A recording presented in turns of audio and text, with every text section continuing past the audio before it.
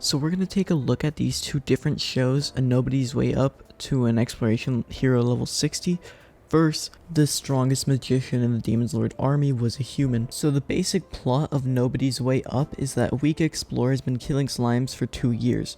He gets lucky and now has a very powerful summon, while strongest magician's plot is a retired mage for the Demon's Lord army found a human child, raised it, told it never to reveal it was human, and then told him to join the Demon's Lord army. First of all, we can clearly see which of these ideas is better, right? Like, what business does Demon's Lord army have? Like, where does it go? From the first few episodes, it's not like he plans to kill the Demon Lord to free humanity. There's like no interest, the show has no hook, it has no draw. But Exploration Hero actually does interesting things within its basic plot. This rare summon could change his entire life. Currently he's making 1,500 yen a day, it's like 15 bucks.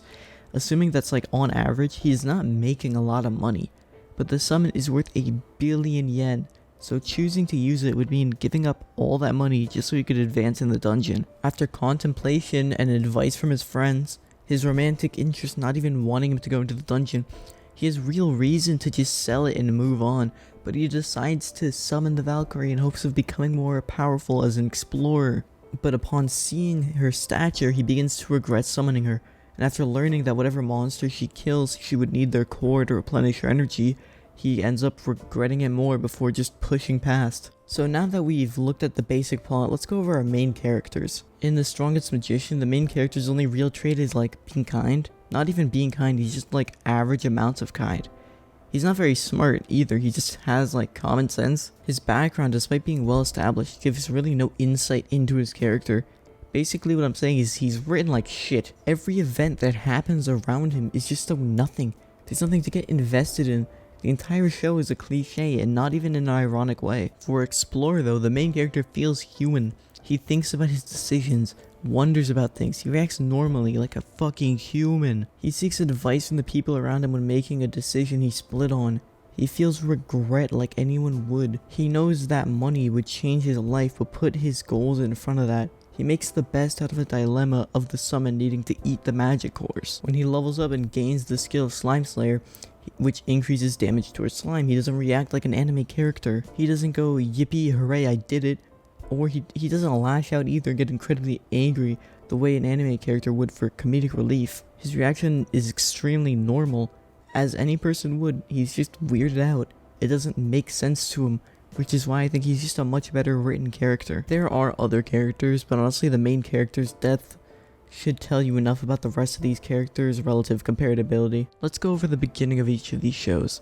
So in the first episode, each one does stuff right and wrong, and I want to go over that. In Strongest Magician, it starts off with a fight sequence, which in writing is pretty bad, since we know nothing of the characters, the world, and we've got no reason to care really. A lot of amateur writers will start off with a fight segment because they want to capture attention with action and think battles is a way to ease into the story. But that's wrong, since we're giving no reason to care about anything that happens. And nothing that goes on makes sense either. Each second a new character is introduced and the story treats us like idiots, and instead of allowing us to care for the characters by making them liking and interesting, it just goes, because I said so. On the other hand, Explorer does a lot of things right. It starts off when our main character is in a low stakes situation on the verge of accomplishing something. He's about to kill his 1000th slime monster, and on this achievement we see him get lucky and obtain a very rare summon card. But instead of having the main character win and win and win, the story allows for a dilemma to occur. He could either sell the card and be set for life, or use it to achieve his goals. He thinks about it for a day, consulting friends all while attending school before going through with summoning the Valkyrie. Since he was already kind of on both sides of the fence, seeing her stature makes him regret his decision because he doesn't think it will help him and would rather take the money now. He then decides to see what she can do and deploys her into battle, which is where she is able to effortlessly defeat slimes. Which is a win, but to replenish her energy she needs the core of the slime, which he needs to sell for money. The main character uses his wit and decides to use his summon to find slimes while he can kill them.